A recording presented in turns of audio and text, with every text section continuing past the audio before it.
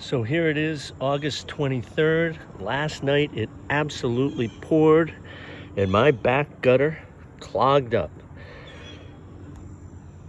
Now, what's amazing is that there's hardly any debris in the gutter. This gutter doesn't collect much debris and usually it flows through.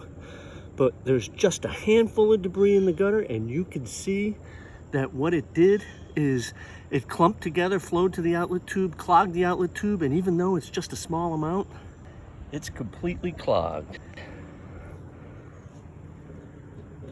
And it poured over and soaked the side of the building.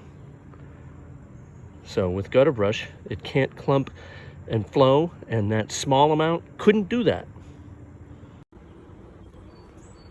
So I threw that debris down. All it was 1.5 handfuls, and it's all small debris.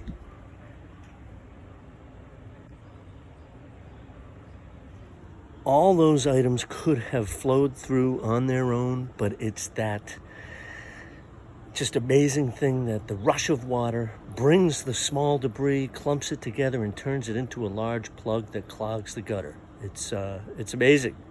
Any one of those pieces would have gone through on their own.